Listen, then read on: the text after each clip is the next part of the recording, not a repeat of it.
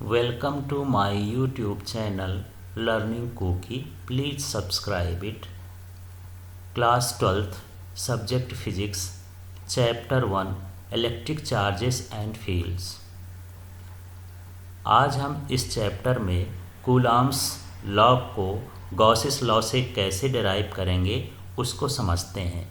तो यहाँ क्वेश्चन है derive Coulomb's law by Gauss's law. तो सबसे पहले आपको इस तरह का एक ड्राइंग बना लेना है।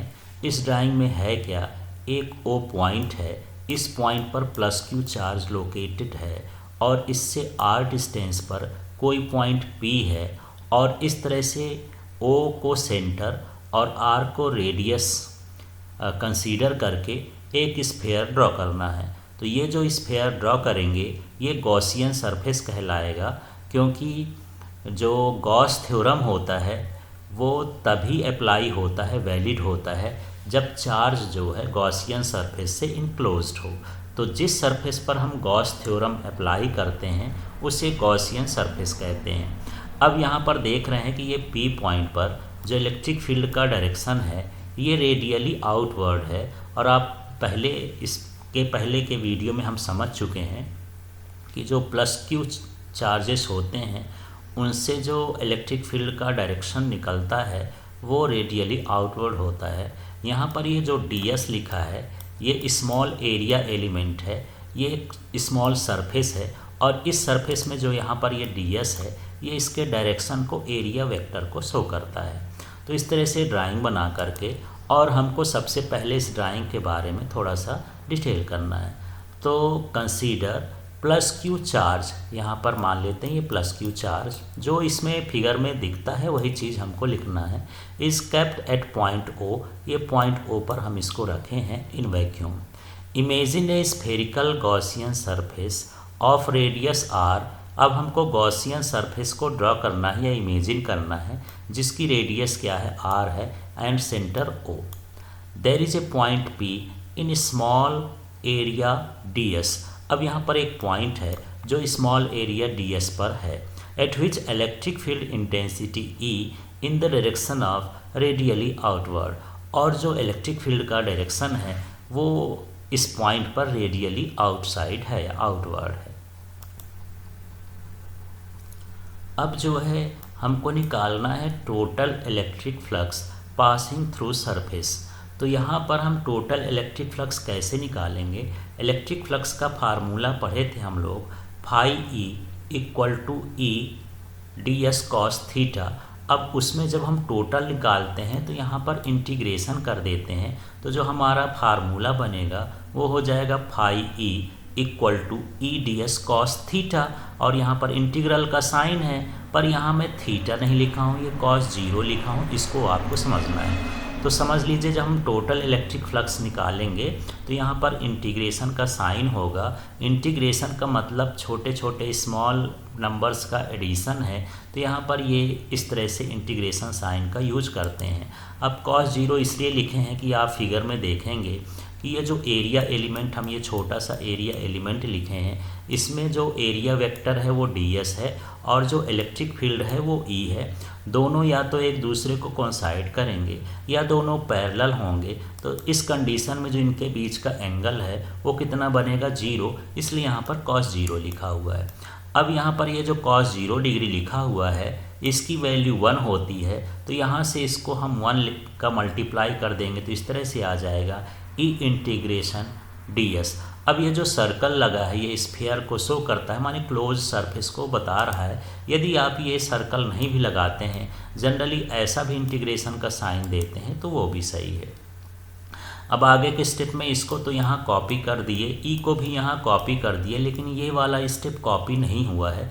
तो ये क्या बन गया है इसको समझते हैं। ये छोटे छोटे स्मॉल सरफेस हैं और ये स्मॉल सरफेस किसके हैं, स्फीयर के हैं। यदि ये सारे स्फीयर्स के सरफेस को हम ऐड कर दें, इंटीग्रेट कर दें, तो हमको मिलेगा surface area of sphere.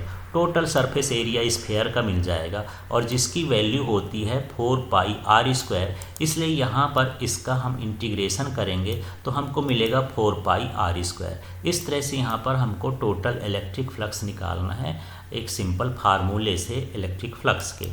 But from the Gauss's theorem. अब गॉसेस थ्योरम भी टोटल इलेक्ट्रिक फ्लक्स देता है और उसका फार्मूला ये होता है phi E equal to Q upon epsilon naught. इसके प्रीवियस वीडियो में हम यहाँ पर पढ़ चुके हैं, तो उसका स्टेटमेंट ऐसा था, net electric flux passing through a closed surface is equal to the 1 upon epsilon times to the total charge enclosed by the surface. तो इस तरह से यहाँ पर उसका ये फार्मूला है। अब हमारे पास दो इलेक्ट्रिक फ्लक्स आ गए, ये भी फाई ई की वैल्यू है, ये भी फाई ई की वैल्यू है और दोनों सेम सरफेस के लिए हैं, इसलिए अब हम इसका कंपैरिजन करेंगे। तो यहाँ पर इक्वेशन फर्स्ट और सेकेंड से दोनों को हम इक्वल कर देंगे, या कह सकते हैं कि ये वैल्यू जो है फाई ई के स्थान पर यहाँ पुट कर दिए हैं, तो हमारे पास ये आ जाएगा, देख लीजिए ये स्टेप आ जाएगा E equal to 4 pi R square, ये हम फर्स्ट इक्वेशन से ले लिए, और क्यू अपॉन एप्सिलॉन नॉट ये हम सेकेंड इक्वेशन से ले लिए, और दोनों को हम क्या कर दिए, इक्वल कर दिए, क्योंकि दोनों तो सेम ही है। अब यहाँ पर हमको इलेक्ट्रिक फील्ड निकालना है, ई निकालना है, तो इन सभी का हम यहाँ ट्रांसपोज कर देंगे। तो यहाँ पर हम देख रहे हैं कि हमारे पास क्यू अपॉन एप्सिलॉन नॉट था, तो इसको थोड़ा स्टैंडर्ड फॉर्म में लिखेंगे।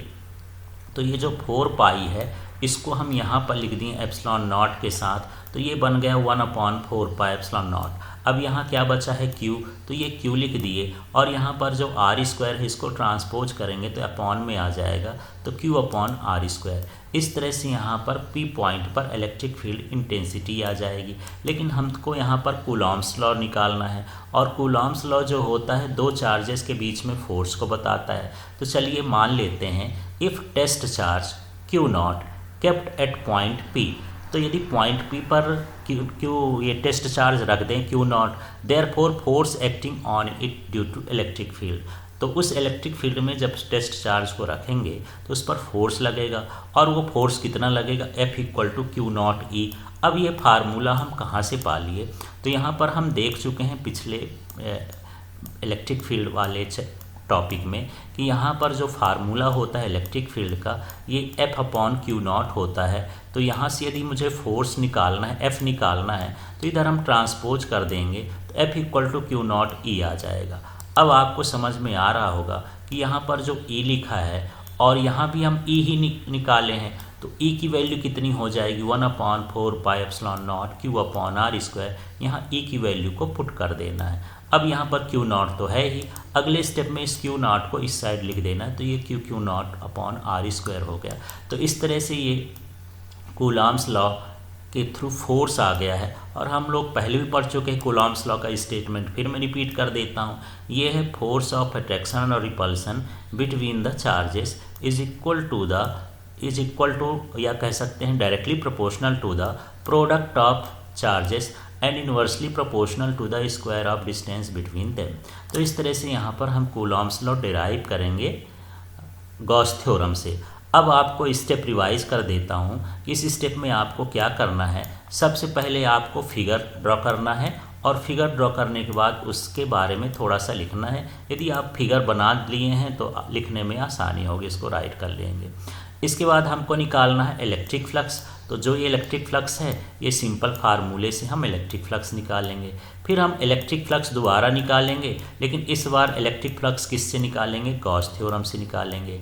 इसके बाद हम दोनों को क्या कर देंगे, कंपेयर कर देंगे, माने दोनों को इक्वल करके हम लिख देंगे, और इतना कंपेयर करने के बाद हमारे पास इलेक्ट्रिक फील्ड आ जाएगा। फिर हमको क्या निकालना है, फोर्स निकालना है। इस तरह से यहाँ पर यदि हम देख लें तो ये 5 स्टेप में पूरा क्वेश्चन कंप्लीट हो जाता है।